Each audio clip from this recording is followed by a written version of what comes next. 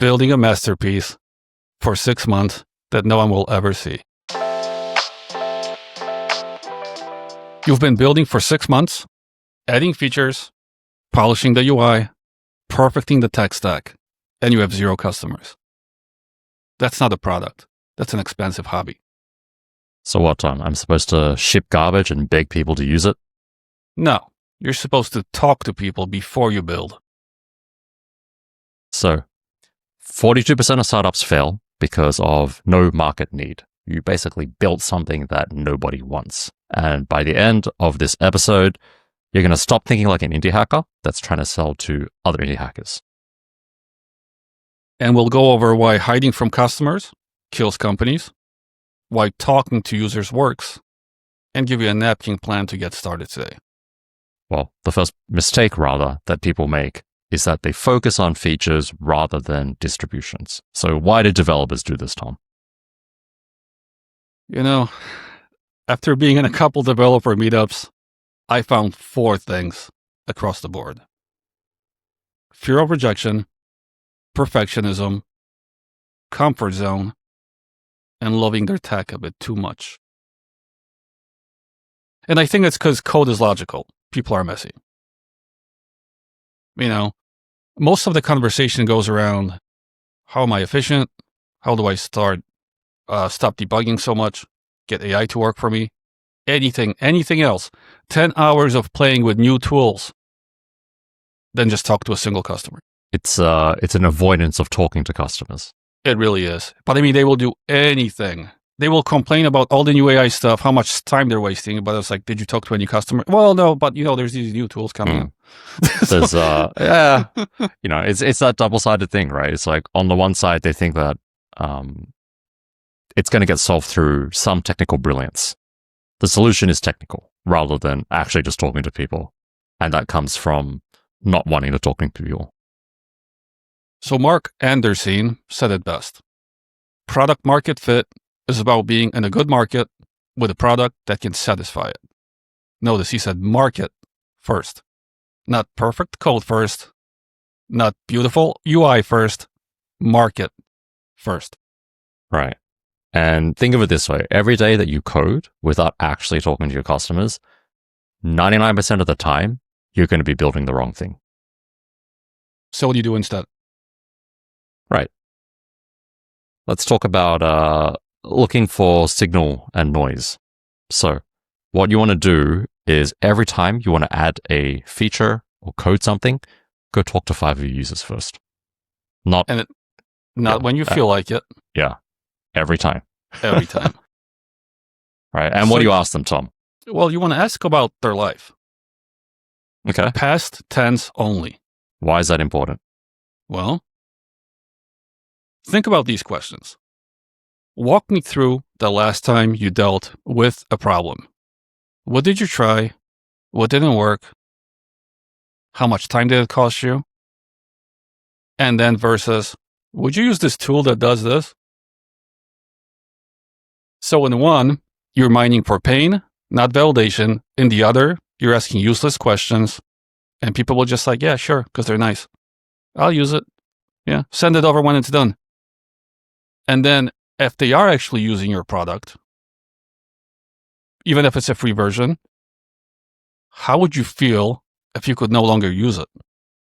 Right? You're trying to figure out, one, is it actually going to help them with a problem and save them time or make them more money? And if you get them on it, do they actually care about the tool itself? So there's that Sean Ellis question, right? Which is, how would you feel if you could no longer use this product? The 3 outcomes are pretty much you can be very disappointed, you can be somewhat disappointed, or you can be not disappointed. Right? And unless you're getting over 40% of people saying very disappointed that they can't use your product, you don't really have product market fit. Anything less than that, and you're really just guessing that you have product market fit. And I'm gonna seg a little bit on this one, Tom, because I'm a systems guy and I think very logically. And what you just said about pain rather than validation. So in my mind, I'm like, look, when I buy something, when I use something, I'm going to judge it on how technically brilliant it is and a fit for my needs. And most developers probably think along the same lines, right? That's probably how you chose your development tools, how you chose your hardware, your stack, your everything. It's probably how you choose your, kitchen appliances and stuff as well, right? But what you need to understand is that developers and very logical people are a very, very, very, very, very small percentage of the population, and most people do not think like you do. Most people are making their decisions based on emotions, not on logical analysis. Even with developers, when I question some of them alone, you start seeing just how non-logical they really are. Yeah. I mean, that is the underlying reality, but they think they're making logical decisions, and that's why they think that this process of talking customers doesn't work. They are. So here's one conversation I've had, let's weave just for a second, because it was hilarious. A conversation with a developer, right? He's like, you know what? I'm using all the AI stuff, super efficient, a lot of planning, debugging. I hate my work now. I was like, okay, so you're not happy with it, are you? He's like, no. I was like, so what would you actually want to do? He's like, oh, let me think about it. I talk to him next week. And he doesn't want to say it in a group though, right? Because it's an AI development group. Mm-hmm. He's like, you know what I did? I stopped using that AI nonsense so much. I write the main code myself. I only let it do junior developer work. I'm the happiest I've ever been. Maybe I'm not as efficient, but I feel like I'm more efficient and more happy. I mean, it's still people. And a lot of times, developers, I don't know, it's a little bit like sheep, I feel. If the consensus is that you need to be using Claude, you might be using Claude just to fit in. Because I've noticed this. It's a weird thing. There's been a lot of Claude versus Codex arguments. I'm like, I don't know, I use both. It works sometimes for this, sometimes for that. I don't care, right? But 70-ish% of the developers, I don't know why they felt like they needed to take a hard line on things. I am either this type of person or that type of person. Which is, funnily enough, goes back to emotion, right? It does. It does. For people who think they're super logical. Yes, correct. Right. So as we weave back, when you are thinking how you're going to spend your time with your app development, you want to spend 50% doubling down on what the people already love about the app, and then the other 50% removing any blockers you see from people that might not love it yet. And the scariest part of this for developers is that at some point you're going to realize that your fastest wins in your app marketing aren't actually new features. Yeah, not even close. Yeah. If you spend more time on messaging, which is, can your users figure out what they want to do or what you do within a couple of seconds? You spend more time on your onboarding flow, and I know what you're thinking. It's pretty obvious. You open the app, you click on this and that, but no, users actually do like onboarding screens, and studies and metrics have shown that when you do app onboarding, you convert better. You get more paying users, right? And then pricing clarity as well. Is it obvious what is it that they're paying you $4.99 a month or a week for? And what's the funny thing about all of these, Tom? Well, they're copy and positioning problems. They can be fixed without any code required. And I will go back to the onboarding thing. And this is a marketing psychology thing too, right? I'll weave into a different industry just so developers can see how this worked really well and why it also works for them.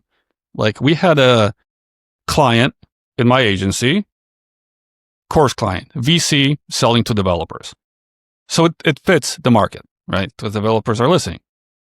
We had one sales page explaining everything super clearly, telling developers, fill out the application to get on a call with this guy, and he's going to help you with whatever. The versions were pretty weak. So what we did is we separated one page into two. We kind of made the onboarding for the application process a little longer. So now you find out exactly what you're going to get You have to click through to fill out the application, and then you get the same thing. Conversions went way up. I would say like almost 12x. Now, why did that happen? There's a mental buy-in every time someone goes through more and more of your funnel. So the second they clicked and agreed to now fill out the application, they were mentally involved more into the process. I've done this much, which is just a stupid click, so now I will be wasting my time, because developers are always thinking about efficiency and logic, if I don't fill out this application. On one sales page, it's like I'm only seeing that one sales page, I can leave, but I already clicked, right? Only difference. So with onboarding, a lot of that time is just making people buy in a bit more, and they'll be reluctant to leave. You see what I mean? Goes back to that, goes back to like human psychology, right? We want to complete things. That's close all open loops. That's all it is. Okay, so what's a quick recap of what we talked about? So, as you guys know, most indie startups fail, right? And often it's the average apps in the market that end up winning and taking the large amounts of market share. And if there's one thing to take away from this episode, talk to your users before you build, talk to your users while you build, and talk to them after you ship as well. Now, if you've heard all of this and still don't want to do any marketing, there's another path. It's the influencer path. And you can go to the link in the description, find out more. Look, we get it. Like, talking to customers live is extremely time inefficient. It isn't scalable and you can't automate it. All right. But you want to know what's more inefficient? Building a masterpiece for 6 months that no one will ever see. That's it for this one.